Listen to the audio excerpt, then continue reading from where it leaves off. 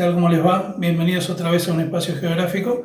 En esta ocasión tenemos el agrado de contar con la licenciada Graciela Cacase, quien fue profesora mía en el Instituto Joaquín B. González, que nos va a hacer un aporte en esta ocasión titulado Reflexiones acerca del extractivismo en la Argentina, que es un tema de vital importancia para entender algunos de los procesos que vienen sucediendo tanto en nuestro país como en toda Latinoamérica y en otras regiones del mundo en las últimas décadas. Así que los invito a que lo vean.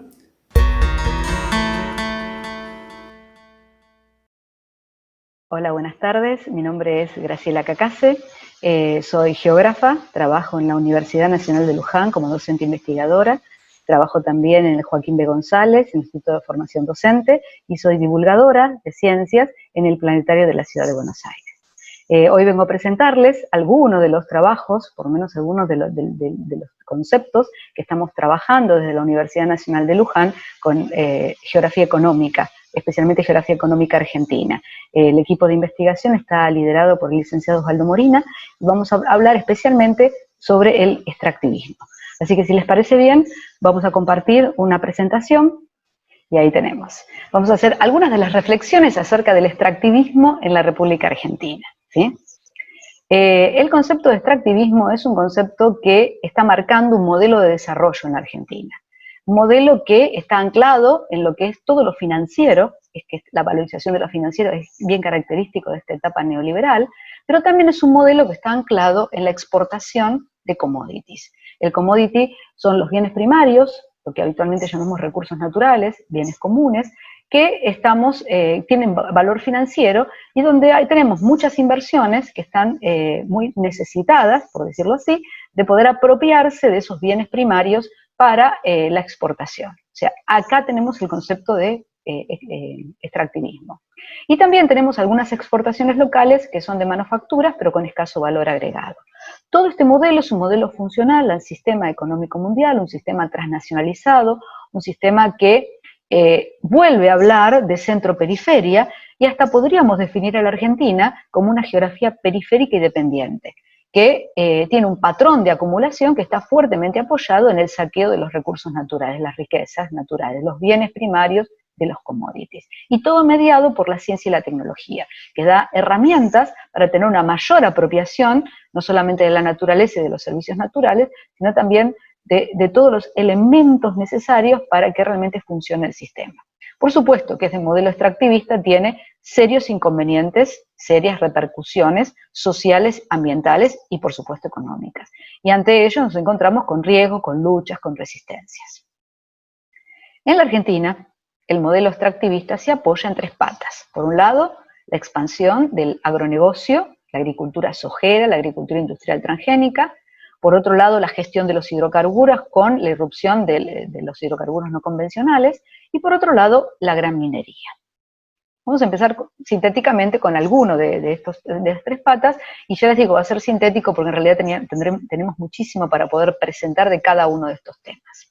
El agronegocio comienza en la Argentina en la década del 90, especialmente en el 96, cuando se aprueba el uso de la soja RR, transgénica, retocada genéticamente, de la empresa Monsanto. A partir de allí empieza el boom, así un crecimiento desmesurado de lo que es el agronegocio sojero. Habría que hacer alguna salvedad, hablamos de agronegocio sojero, hablamos de la soja, pero también hablamos del maíz, porque el maíz en estos momentos tiene un gran desarrollo, más del 90% de la producción de maíz de la Argentina es de semillas transgénicas. Y hablamos de una agricultura industrial transgénica y de agrotóxicos. La palabra agrotóxicos tiene una valoración personal, son agroquímicos, uno de los agroquímicos más conocidos es el glifosato, pero en realidad tenemos otros agroquímicos que son tan, digamos, dañinos para el medio ambiente y para la salud, tan tóxicos como el glifosato. Por eso hablamos de una agricultura transgénica, porque utiliza semillas transgénicas, un desarrollo biotecnológico y de ingeniería genética, pero también el paquete tecnológico que acompaña esa semilla transgénica que va de la mano de los agroquímicos o, como nosotros lo llamamos, agrotóxicos. El agronegocio o la agricultura transgénica tuvo alta repercusión en la Argentina. Fue un modelo muy bien aceptado por los agricultores, sobre todo en la región pampeana, y después vamos a ver cómo se expandió por gran parte de la Argentina. Sin embargo, es un modelo que tiene tres sectores que son los grandes ganadores. Por un lado, los pools de siembra. Los pools de siembra tuvieron mucho poder, mucha fuerza, sobre todo como pools de inversiones extranjeras, hasta hace unos años. En los últimos tiempos se notan mucho más pools de siembra más locales de empresas, que son las proveedoras de semillas y de agroquímicos, que en estos momentos conforman los pools para poder sembrar. Los pools de siembra son demandadores de territorios, de tierras, y esto es lo que hizo que muchos de los agricultores que no pudieron entrar en este modelo, ya sea porque no tenían la inversión suficiente o porque no les interesaba entrar, han rentado sus campos, y esos campos fueron aprovechados por los pools de siembra que hacían con sus grandes inversiones, ¿sí? Así que por un lado tenemos un sector ganador, que son los pools de siembra. Por otro lado, las grandes empresas proveedoras de agroquímicos y de semillas transgénicas. Monsanto, bueno, es una de las más conocidas, hoy asociada con Bayer, Agroevo, BASF, bueno, son unas pocas empresas a nivel internacional que son las productoras de semillas transgénicas y de productos agroquímicos. Como estos productos de la agricultura son productos de exportación, es necesario tener muy bien, digamos, aceitado todo lo que tiene que ver con la comercialización. Y entonces aquí tenemos a unas pocas empresas que son las que acaparan gran parte de la exportación y comercialización del agronegocio sojero, que son las que se encargan de hacer que desde el lugar de producción al lugar de consumo no haya ningún problema para la comercialización. Están Cargill, Bunge, Dreyfus, Nidera, Aceitera General Dehesa.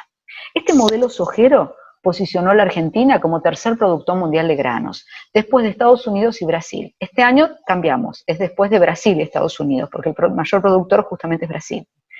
Habitualmente en los Estados Unidos, en alguna oportunidad Brasil ha ocupado ese primer lugar, este año otra vez lo tiene. Y la Argentina está con un tercer productor de granos. El que se está acercando es Paraguay. Paraguay es uno de los países que está acercándose como quinto productor mundial, así que ha repuntado mucho en la zona en cuanto a la producción de sojera. Pero sí, la Argentina ocupa desde hace tiempo el primer lugar en exportador mundial de aceite, harinas y biodiesel. Estos productos con valor agregado tienen un clúster que está muy bien localizado en la zona sobre el Paraná, entre Rosario y Santa Fe.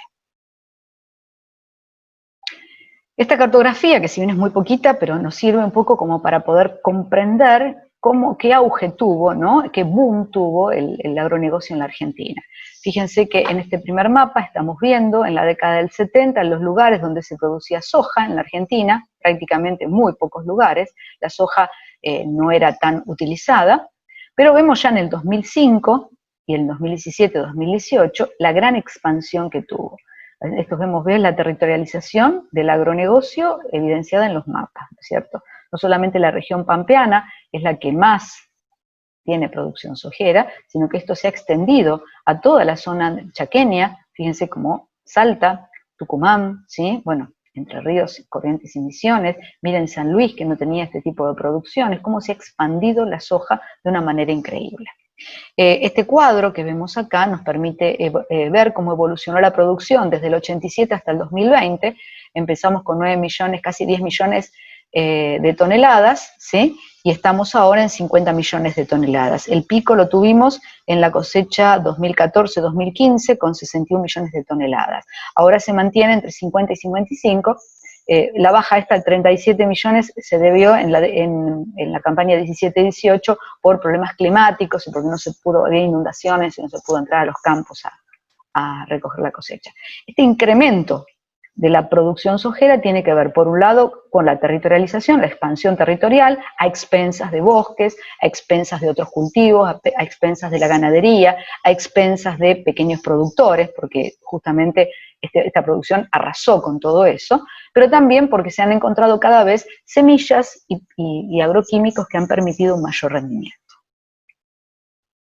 ¿Qué nos deja el agronegocio? Bueno, primero que es un monocultivo de exportación. Saben que el gran comprador nuestro es China y lo destina al alimento de ganado.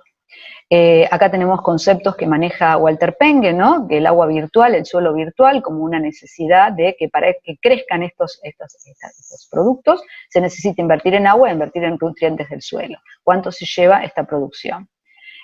Por otro lado, la expulsión de trabajadores. La Argentina vive un proceso de agriculturización. Entonces, gran parte de la producción es agrícola. Sin embargo, tenemos cada vez menos productores rurales. Entonces hay una concentración, una alta concentración en menos manos. Después, las rentas extraordinarias. Si bien ahora la soja no tiene los mismos valores que tuvo en el boom sojero, 2003, 2007, llegó a valer $600 la tonelada, hoy está en 300, algo más de 300, pero igual las rentas son importantes.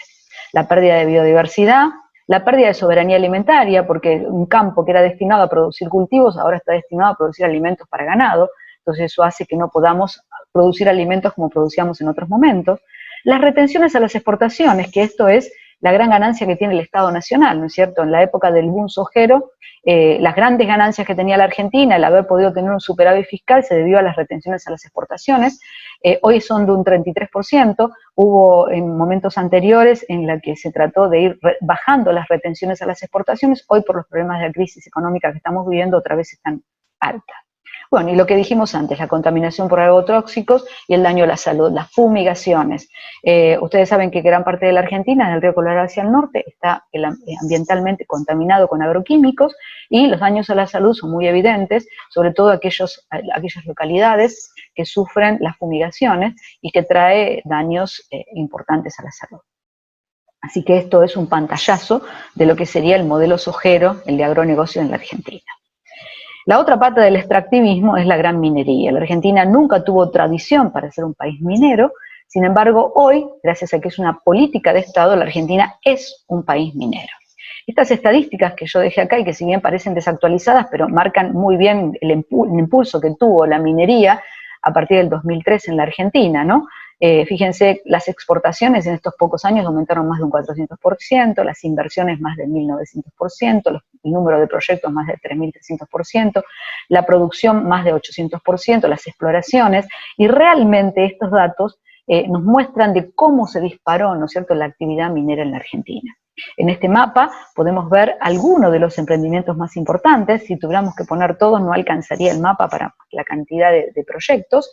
Estos son los más importantes y como vemos están la mayor parte de ellos localizados en la zona cordillerana, que es donde se puede encontrar la mayor riqueza minera en la Argentina. Y acá aparece, digamos, un concepto que se desprende del extractivismo y que es el concepto de extracción. Está acuñado por Eduardo Budinas y él habla de que el extractivismo tiene que ver con la extracción de recursos naturales con fines de exportación. Pero cuando esa extracción genera serios daños en el ambiente y en los seres humanos, entonces hablamos de violencia, y esa violencia genera este concepto que es la extracción. Eduardo Budinas dice que la gran minería a cielo abierto no es extractivismo, es más que eso, es extracción. Estos son los emprendimientos más importantes que tenemos en la Argentina, Bajo la Lumbrera, Cerro Vanguardia, Veladero, Manantial Espejo, Sierra Grande, San José, Minamarca, Pachón, Hualcamayo, Guarrica, Pascualama. Tal vez el emprendimiento más emblemático es Bajo la Lumbrera, porque es el más antiguo, es de la década del 90, en el 97 es cuando comienza el emprendimiento de Bajo la Lumbrera, y es un poco así como emblemático porque cuenta todo el proceso. Hoy está en el proceso de cierre y hoy vemos las consecuencias de la megaminería en Bajo la Lumbrera. Bajo la Lumbrera, como podrán ver, está en Catamarca, está cercana a la localidad de Belén. Esto que ven en violeta es un mineraloducto.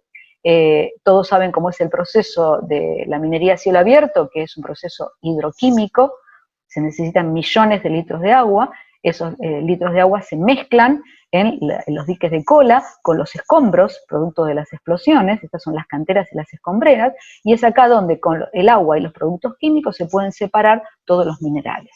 En este caso no se separan los minerales, porque esto que vemos en violeta es un mineraloducto que va a Tucumán, y desde Tucumán se cargan el tren, el ferrocarril, y de ahí se lleva al puerto de Rosario, donde se embarcan y se llevan a otros países para terminar el proceso de valor agregado de la minería.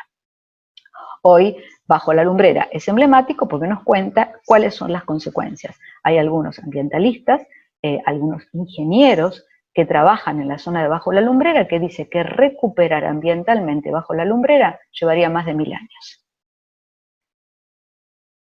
Y esto es una de las consecuencias de la megaminería, ¿no es cierto? Esto es del 2015, San Juan, una provincia muy pro-minera, de apoyar muchísimo la minería. De hecho, tuvo un gobernador que fue uno de los promotores del Código Minero de la década del 90, que es el que habilita a este tipo de minería, la minería a cielo abierto. La Barrick tuvo mucho que ver también con el Código Minero nuevo, y justamente estas son las consecuencias. En la provincia de San Juan, en el 2015, sufrió 2 derrames de cianuro que puso en alerta a la población que defendía mucho la minería por las bonanzas económicas, que terminan siendo pocas para lo que se llevan las grandes empresas mineras, pero bueno, eso hizo que tomaran conciencia que estaban poniendo en riesgo su vida, la vida de la población. Y respecto de la gestión de los hidrocarburos, tenemos que hablar del petróleo y el gas en la Argentina. Ustedes saben que tanto el gas como el petróleo son recursos estratégicos. Y en la Argentina tuvimos diferentes modelos energéticos o hidrocarburíferos de acuerdo a cómo fueron pasando los años. El petróleo se descubre en la Argentina en 1907 y hasta la década del 90 teníamos un modelo energético soberano y racional. Los hidrocarburos eran considerados un bien estratégico y estaba manejado por el Estado. La empresa YPF, una empresa del Estado, una empresa que modelo en el mundo, una empresa que daba ganancias y que realmente estaba entre las petroleras más importantes del mundo, tenía la posibilidad no solamente de extraer petróleo, sino de tener renta que quedaba para el Estado, y eso le permitía salir a buscar nuevas exploraciones, nuevos campos petroleros para incorporar a la producción. Lo que nos pasa es que en la década del 90 empieza todo un proceso a partir de decretos de lo que se llamó la privatización de YPF. En realidad esta es una privatización muy particular porque no fue privatización, sino que lo que fue venta. YPF cotizaba en bolsa y eso hizo que por diferentes decretos presidenciales se fueran vendiendo a las acciones hasta llegar al 99%. Quien compró el 99% de las acciones fue Repsol, y Repsol pasó a ser la propietaria de YPF. Y ahí cambia drásticamente el modelo energético de la Argentina, porque pasamos a un modelo de exportación y un modelo donde la renta petrolera quedó en manos de Repsol, que lo que hizo fue llevarse las ganancias afuera. Entonces, extrajeron bien extractivismo, extrajeron todo el gas y el petróleo de todos los yacimientos descubiertos por YPF y todo eso fue para la exportación. ¿Qué le quedó a la Argentina? Grandes ganancias, porque en realidad hubo unas retenciones a las exportaciones que permitían recaudar dinero, sobre todo en un momento donde el petróleo estaba alto. En este periodo llegó a valer $145 el barril, hoy está en $50 el barril. Entonces hubo una gran ganancia para las empresas y con las retenciones a la exportación, algo también para el Estado argentino. Acá habría que hacer una separación. Por un lado está la empresa, Repsol YPF, que se manejó como empresa, y por otro lado están las provincias y las concesiones petroleras o hidrocarburíferas, porque hay que tener en cuenta que a partir del cambio de la Constitución del 94, el petróleo, los hidrocarburos pasan a ser propiedad de las provincias, y ahora son las provincias las que arreglan directamente a través de concesiones con empresas privadas como, no sé, Total, PAE, no sé, Chevron, todas las que están trabajando en la Argentina, para que extraigan por X cantidad de tiempo, ¿sí? Entonces tenemos dos elementos de exportación. Por un lado las empresas con las concesiones y por otro lado Repsol, que como empresa se encargó de todo el circuito petrolero. Pero este modelo tiene algunos cambios a partir del 16 de abril de 2012, donde el gobierno argentino decide expropiar, estatizar el 51% de las acciones de YPF, ¿sí? Primero se las quita, una forma de decir, a la empresa Repsol, pero después, ante el CIADI, con un juicio de por medio o un posible juicio, se llega a un arreglo y se le paga a Repsol 5.000 millones en títulos públicos, vencimientos que, bueno, forman parte de las deudas externas que tiene la Argentina. A partir de ese momento, somos conscientes de que recuperamos el 51% de YPF, pero eso no trajo de la mano la recuperación de la soberanía energética. El haber tenido un modelo de exportación trajo serias consecuencias, una crisis energética muy fuerte en la Argentina, que nos llevó a entrar a un modelo de importación. La Argentina, a partir del 2012, tiene que empezar a importar, ¿sí?, gas y petróleo. En este cuadro se ve claramente cómo empezamos a importar gas en el 2004 y cómo el fuerte fue en el 2014 de exportación de gas.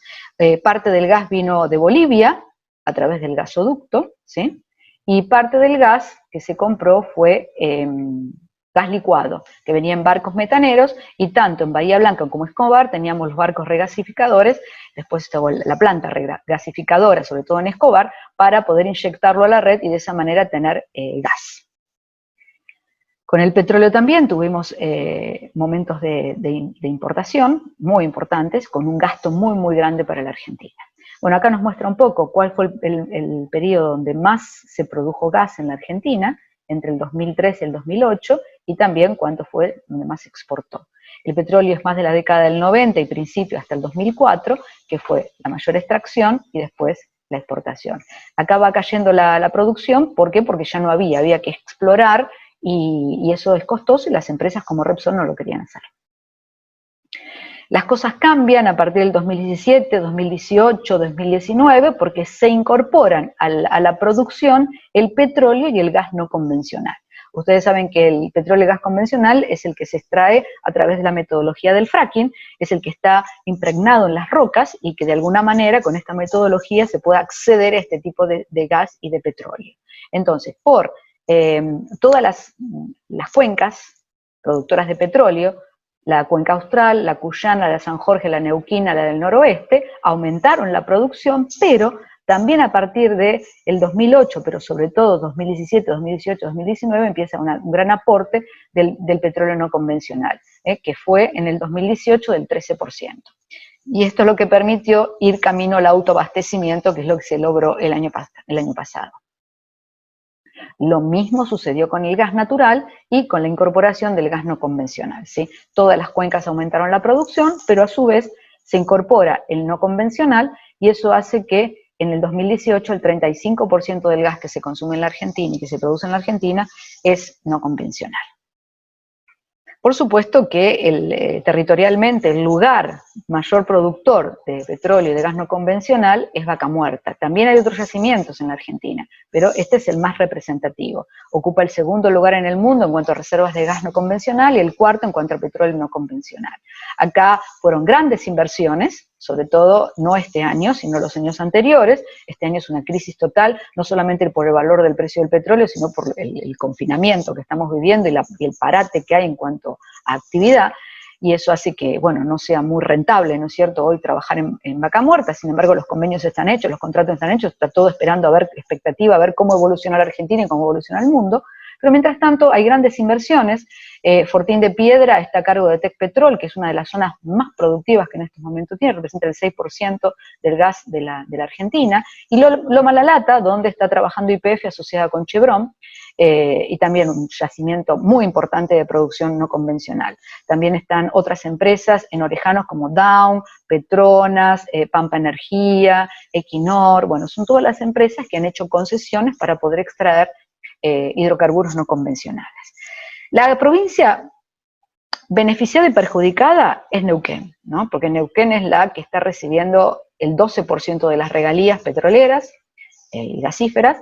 Ha crecido el empleo, directo e indirecto, es la desocupación más baja de la Argentina, tiene una economía muy dinámica, se pagan los salarios más altos, pero también es muy alto el nivel de vida, pero también es la que sufre todas las consecuencias, los daños ambientales, los daños económicos, sociales. Muchos productores, muchos pueblos originarios están corridos, ¿no?, de sus territorios para poder implementar esta actividad tan dinámica que es la de los hidrocarburos no convencionales. El incremento de la producción hizo que en el 2019 el gobierno autorice a poder exportar algunos excedentes de gas y de petróleo, y eso se hizo muy controlado. En el 2020, dada la crisis que están viviendo la Argentina y la crisis por el precio del valor del petróleo, llevó a que el Estado tenga que hacer un arreglo con las petroleras para generar lo que se llama un barril criollo. Es decir, un barril de $45, donde es lo que el Estado argentino le paga a las empresas para que puedan abastecer el mercado interno, y de esa manera no desabastecernos.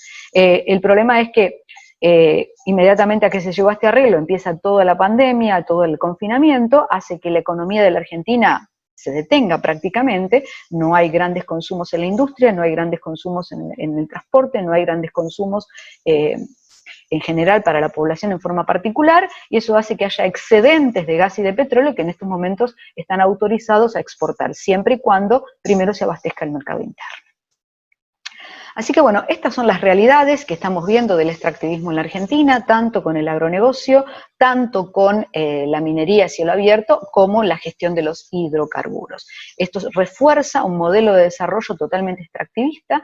Como vemos, la tecnología y la ciencia están en todas las etapas, porque son ellas justamente las que nos dan las herramientas para podernos apropiar de estos recursos naturales, por eso puede ser el extractivismo, y somos conscientes de las consecuencias, ¿no? De la vulnerabilidad, de la incertidumbre que nos trae estos modelos productivos y las consecuencias sociales y ambientales, que estuvimos hablando que cualquiera de estas actividades dejan serias consecuencias sociales y ambientales.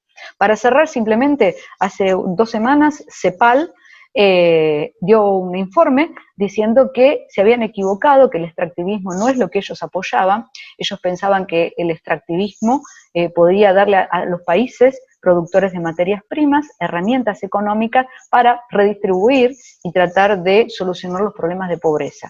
Y ahora con el tiempo se dan cuenta de que fue un error, porque realmente con un modelo extractivista no se puede, los países no pueden sobrevivir. Y esto es reciente, es un informe reciente, es una aceptación de que se han equivocado eligiendo este modelo de desarrollo para América Latina y por supuesto para Argentina.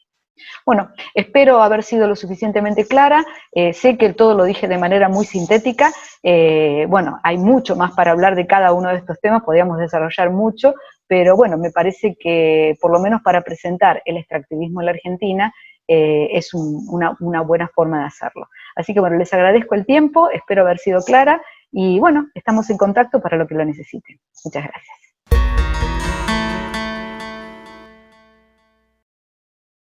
Bien, creo que la exposición de Graciela fue impecable, así que antes que nada le agradezco a ella y les agradezco a ustedes por haber llegado hasta acá. Así que bueno, nos estamos viendo. Muchas gracias.